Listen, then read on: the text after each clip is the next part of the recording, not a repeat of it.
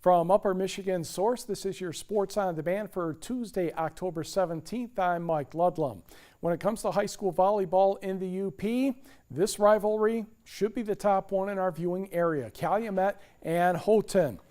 Calumet won a 3-0 match a couple weeks ago. Then over the weekend at the Houghton Invite, Calumet won the final 2-1. Now we get started in this match, and Houghton's Kendra Manette will block Leah Bajorn. We get the Gremlins going a little bit. Then, a short time later, Bria Johnson will fake the set and dumps it over for the point. Gremlins had a 2-1 advantage at that juncture. Then Mackenzie Klein with the serve. Sela Keelan does the rest here. Right on the back line, Copper Kings a 22-18 advantage. The set point was a rather long one, so we'll speed things up for your entertainment pleasure. And by the time all is said and done, Nina Anderson will set Sela Keelan, and that must have tipped off a Houghton defender. And the Copper Kings won the first set. Yes, this one went all 5, and Calumet won 3-2, 15-13 in the 5th. Meanwhile, in the Great Northern Conference, Escanaba and Kingsford meeting in Escanaba. Savannah Barron is going to get one right in front of her, number 13 in black, and she puts that one down. The Eskimos get a 5-3 advantage. Next, Katie Lord will give it over to Lexi Shaler, and she taps that one home. Eskimos lead 9-8. And Kalia Lawrence will put that one down the line. It was the Eskimos' night. They won very easily, 3-0 over the Kingsford Flibbers. In the win meet, Westwood Ishpeming Negaunee. This is Westwood in pink against Negaunee. The point there by Alina Jones. Now coming back for Negaunee, Liz Farley says, no, Negaunee, you will not get this point. And it's a 7-2 Westwood lead in the 5th set. Remember, the 5th set only goes to 15. For the Miners, Karki to Allie Jacobson off the block. Westwood still had an 8-point lead at 12-4. But the Miners get going a little bit. Karki, Jacobson, down off the net. That never hurts sometimes. And the Miners are only down 3 at 12-9. Now it looks like Westwood was going to stop the momentum with this block right there by Farley to make it 13-11 Patriots. However, the Miners won the last 4 points, including this Jacobson ace right on the back line. And Negaunee won the match 3-2 and 15-13 in the 5th set. Now on the scoreboard, Westwood turned back Ishpeming 3-1. However, Ishpeming beat Negaunee 3-2 and 19-17 in the 5th set, so everybody won a match. Ewan Trout Creek defeated Dollar Bay 3-1. Kearney NATO easily over Norway 3-0. The battle for the Mid-Peninsula Conference lead went to Gwynn 3-2 over Iron Mountain, and yes, 15-13 in the 5th set. The Battle of Iron County, the Battle of Pink for that matter, West Iron County over Forest Park 3-0. Munising turned back Rapid River by the same numbers, and Lakeland and Humboldt defeated Hancock 3-1. The Finlandia Lions football team is making strides in its 3rd season in Division III. The Lions have a 3-game winning streak as they get ready to join the very competitive Michigan Intercollegiate Athletic Association next season with teams like Adrian, Albion, Alma, Hope, Calvin, and others. Finlandia defeated Trinity Bible College 27-21 at McAfee Field at Hancock Saturday. Like most of their games this season, Finlandia trailed at halftime, but came out in the second half and put it together. That isn't easy when the Lions have almost all of their players going both ways, and sometimes even more.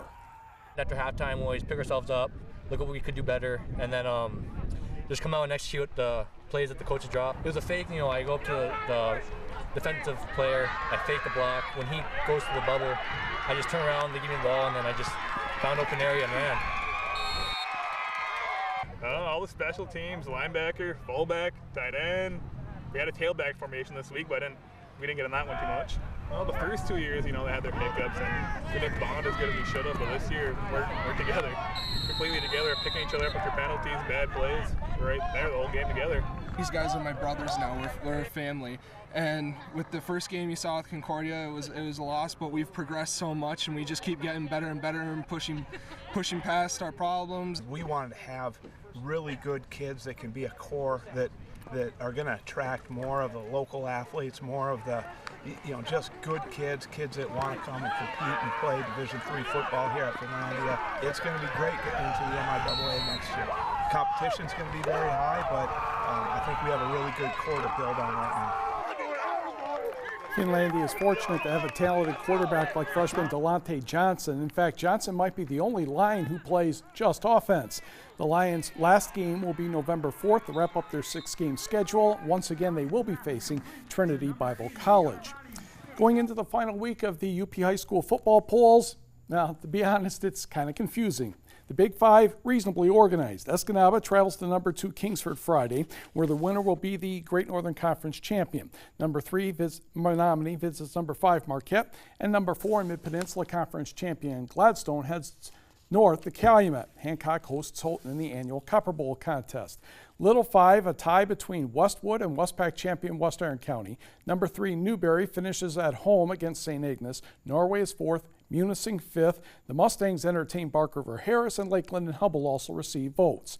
8-man, it's really a mess. All 5 teams have between 13 and 19 points. Stevenson is first. The Eagles go to number 3 North Central Friday. Undefeated number 2 Pickford has a short trip to Rudyard. That's on Thursday. Forest Park is the other number 3, and Rapid River is 5th. The NMU Hockey Wildcats have passed their first 2-game road trip with flying colors, 2 wins at Ferris State.